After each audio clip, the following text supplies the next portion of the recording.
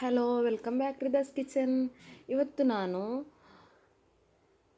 ಸಜ್ಜಿಗೆ ಮಾಡ್ತಿದ್ದೇನೆ. ನಮ್ಮ ಮ್ಯಾಂಗ್ಳೂರ್ ಕಡೆಯಲ್ಲಿ ಯಾವ ಥರ ನಾವು ಸಿಂಪಲಾಗಿ ಬೆಳಗಿನ ಬ್ರೇಕ್ಫಾಸ್ಟಿಗೆ ಮಾಡುವ ಅಂತೇಳಿ ನಿಮ್ಮ ಜೊತೆ ಶೇರ್ ಮಾಡ್ತಿದ್ದೇನೆ. ಹಾಗೆಯೇ ಸಂಜೆ ಹೊತ್ತು ಕೂಡ ಈ ರೆಸಿಪಿ ಮಾಡ್ತಾರೆ.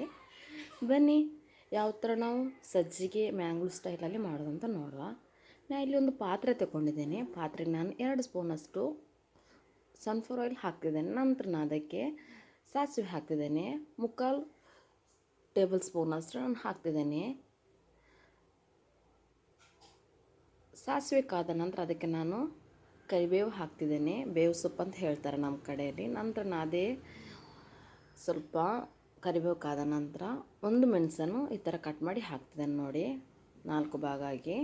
ಮತ್ತು ನಾನು ಅದಕ್ಕೆ 3 ಕಾಯಿ ಮೆಣಸು ಮತ್ತು ಒಂದು ಈರುಳ್ಳಿಯನ್ನು, ಒಂದು ದೊಡ್ಡ ಸೈಜ್ ಈರುಳ್ಳಿಯನ್ನು ಈ ಥರ ಕಟ್ ಮಾಡಿ ತಗೊಂಡಿದ್ದೇನೆ.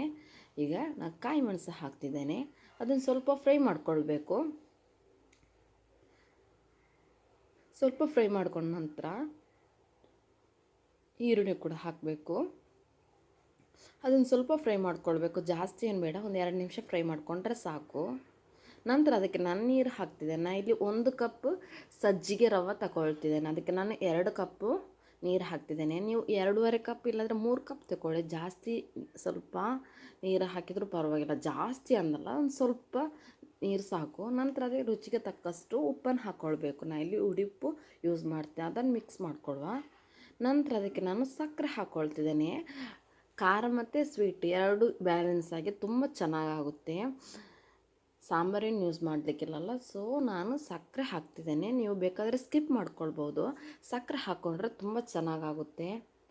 ನಾನು ಇಲ್ಲಿ 2 ಸ್ಪೂನಷ್ಟು, ಒಂದು ಸಣ್ಣ 2 ಸ್ಪೂನ್ ಅಂತ ಹೇಳಿದ್ರೆ ಸಣ್ಣ ಸ್ಪೂನ್ನ ತಗೊಂಡಿರುವಂಥದ್ದು, ಅದರಲ್ಲಿ ನಾನು 2 ಸ್ಪೂನ್ ಹಾಕ್ತಿದ್ದೆ ನೋಡಿ. ಸ್ಪೂನ್ ನೋಡುವಾಗಲೇ ಗೊತ್ತಾಗುತ್ತೆ, ಸಣ್ಣ ಸ್ಪೂನು. ನಂತರ ಅದನ್ನು ಚೆನ್ನಾಗಿ ಮಿಕ್ಸ್ ಮಾಡ್ಕೊಳ್ವ. ಸಕ್ಕರೆ ಮತ್ತು ಉಪ್ಪು ಕರೆಕ್ಟಾಗಿದೆ ಅಂತೇಳಿ ನೀವು ರುಚಿ ನೋಡಬೇಕು ಸ್ವಲ್ಪ, ಮತ್ತೇನು ಮಾಡಲಿಕ್ಕಾಗಲ್ಲ, ಈಗಲೇ ನೋಡ್ಕೊಳ್ಬೇಕು. ನಂತರ ಅದನ್ನು ಕುದಿಲಿಕ್ಕೆ ಬಿಡುವ. ನಾನು ಈ ಸಜ್ಜಿಗೆ ತಗೊಂಡಿದ್ದೇನೆ. ಇದಕ್ಕೆ ಸಜ್ಜಿಗೆ ರವೆ ಅಂತ ಹೇಳ್ತಾರೆ. ತುಂಬ ಚೆನ್ನಾಗಾಗುತ್ತೆ. ರವೆ ಇದೆಯಲ್ಲ, ರವದ್ದಲ್ಲ ನಾನು ಮಾಡ್ತಿರೋದು, ನಾನು ಸಜ್ಜಿಗೆ ರವೆ ಅಂತಲೇ ಹೇಳ್ತಾರಲ್ಲ, ಸಜ್ಜಿಗೆ ರವೆ ಅಂತಲೇ ಅಂಗಡಿಯಲ್ಲಿ ಸಿಗುತ್ತೆ, ಅದನ್ನೇ ತಗೊಂಡಿರುವಂಥದ್ದು ನೋಡಿ. ನೀರು ಕುದೀತಾ ಇದೆ. ಇವಾಗ ನಾನು ಸಜ್ಜಿಗೆ ರವೆ ಹಾಕ್ತಿದ್ದೇನೆ. ಹಾಕ್ತಾನೆ ಈ ಥರ ಚೆನ್ನಾಗಿ ಮಿಕ್ಸ್ ಮಾಡ್ಕೊಳ್ಬೇಕು ಸೌಟಲ್ಲಿ, ಇಲ್ಲಾಂದರೆ ಗಂಟು ಗಂಟಾಗಿ ಹೋಗುತ್ತೆ. ಈ ಥರ ಮಾಡಿದರೆ ಕರೆಕ್ಟಾಗಿ ಬಿಡಿ ಬಿಡಿಯಾಗಿ ಇರುತ್ತೆ ನೋಡಿ. ಈ ಥರ ಚೆನ್ನಾಗಿ ಮಿಕ್ಸ್ ಮಾಡ್ಕೊಳ್ಬೇಕು ಹಾಕ್ತಾನೆ ಸೌಟಲ್ಲಿ.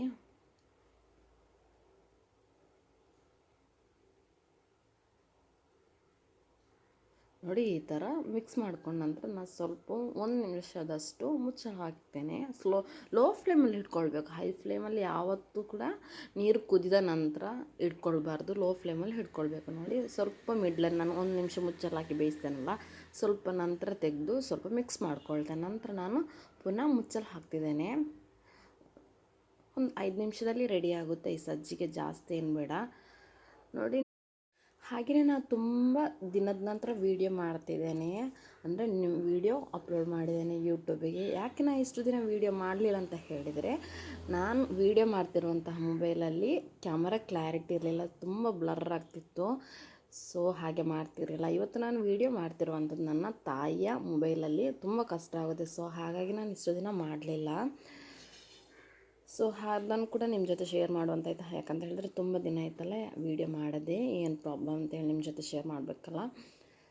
ಸೊ ನನ್ನ ಮೊಬೈಲಲ್ಲಿ ಕ್ಲಾರಿಟಿ ಇರಲಿಲ್ಲ, ಸೊ ಹಾಗಾಗಿ ನೋಡಿ ನಾನೊಂದು ಪ್ಲೇಟಿಗೆ ಸಜ್ಜಿಗೆಯನ್ನು ಸರ್ವ್ ಮಾಡ್ಕೊಂಡಿದ್ದೇನೆ ನೋಡಿ. ತುಂಬ ಚೆನ್ನಾಗಿರುತ್ತೆ, ಸಾಫ್ಟ್ ಆಗಿರುತ್ತೆ, ಗಟ್ಟಿ ಏನಾಗೋದಿಲ್ಲ, ತುಂಬ ಮೆತ್ತಗೇನಿರುತ್ತೆ, ಬಾಯಲ್ಲಿಟ್ಟರೆ ಕರಗಿ ಹೋಗೋದಂತ ಹೇಳ್ತಾರಲ್ಲ, ಅಷ್ಟು ಚೆನ್ನಾಗಾಗುತ್ತೆ. ಮಕ್ಕಳಿಗೆಲ್ಲ ತುಂಬ ಇಷ್ಟ ಆಗುತ್ತೆ. ನೀವು ಕೂಡ ಇದೇ ರೀತಿ ಮಾಡಿ ಅಂತ ಹೇಳ್ತಾ, thank you for watching. Bye bye.